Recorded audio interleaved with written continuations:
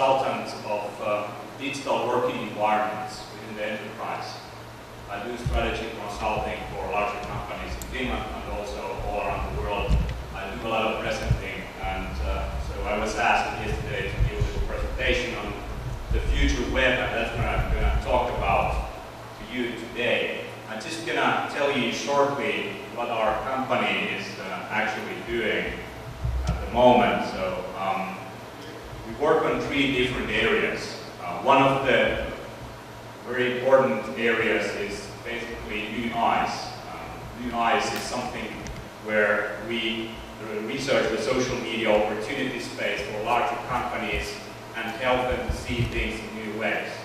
So that's where I'm giving presentations and also sort of helping in developing social media strategy for companies like Nokia and some tele operators and other organizations.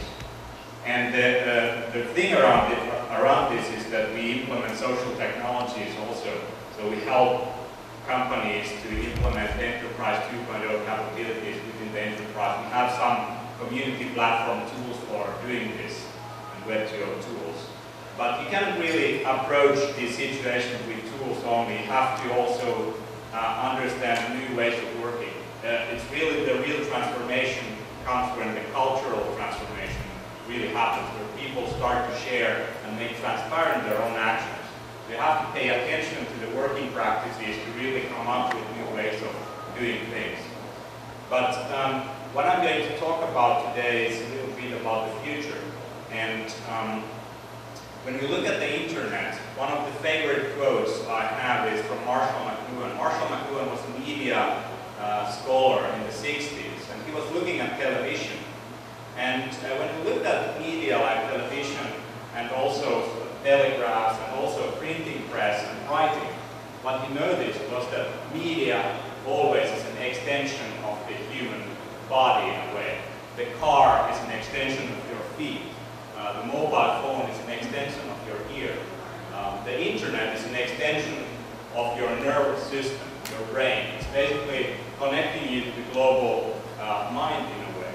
And in a way we can also see that while technologies are extending our bodies, technology is also in a way something where we are an extension of this technology. If you look at the world's largest computer, is the internet. It consumes 8% of the world's electricity at the moment. And in a way how the network taps into the analog world, the physical world where we are at the moment, is through us. Through mobile phones, when we capture information, when we take photos, when we use Twitter, what we are actually doing, we are sharing and making transparent the analog world to other people. And I've been thinking about this in the context of organization. The traditional idea of organization was that an organization is a machine with different parts, like human resources, we have research and development, we have customer service.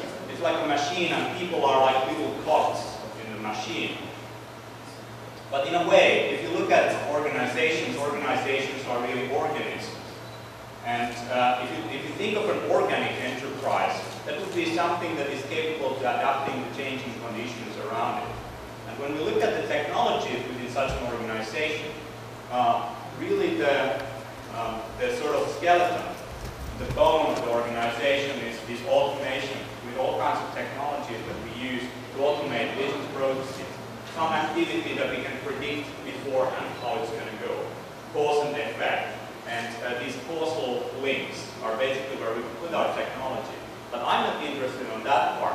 I'm really interested in social technology, social media. And what social technologies are, those are the senses of organizations. So with blogs, social bookmarking, live blogging, live streaming, microblogging, we are actually, what we are doing, we are making the senses of people available to the organization, what's happening on the market, what the customers are saying about your products, and what your employees think about what you're doing.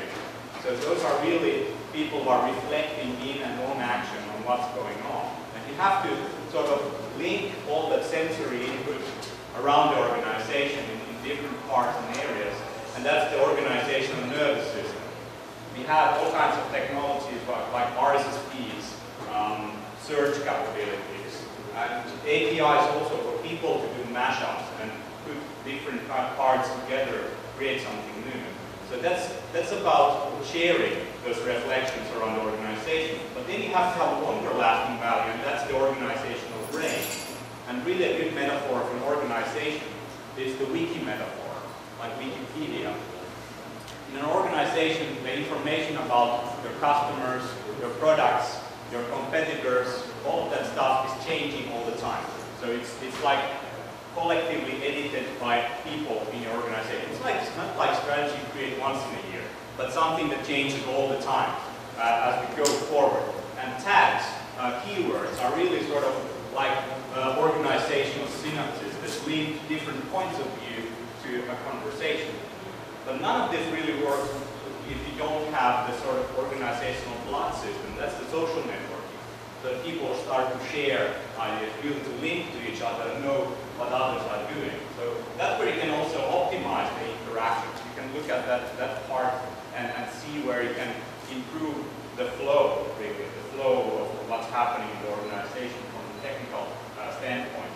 So when you put all of these things together, you get the organic enterprise idea, where the central way for organizations to produce value and how to tap into what's happening around the organization, really to be capable to adapt, is this where the social technologies are in the core of the organization.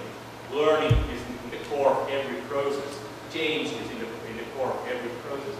And we have been working on some of this technology. This is actually our platform that we have been working on. It's called Ecollect Community Platform. We use this to implement communities inside and outside an organization. But we have to go forward from these browser-based interfaces, these web-based, pretty static still representations of human interaction. And to go to my second part of my talk, I'm going to talk about one myth that we have about the internet. And our idea that we spread around all the time is that the internet is making us independent of time, for example. So that you can do from any part of your work, you are not really dependent of schedules. And that's like thinking about no time. When we discuss virtuality and online communities, we also say that we are independent of space in a way, so that there is no need for a centralized physical location for doing something, like a call center, having a center of people sitting somewhere. Nowadays, your call center doesn't have to be in one single location, you can spread it out. But what do we call someone who is independent of time and space? We call him schizophrenic. People who live in asylums as inmates, according to psychologists, are schizophrenics. They have no sense of time and space, like normal people do. So what we are doing with the internet, really, the internet is making us schizophrenic because we are not bound to time and space. Okay, so you cannot really say that, you know, the internet makes you abandon the boundaries of traditional causal links and physical matter, but you have to think about these things that they do actually exist.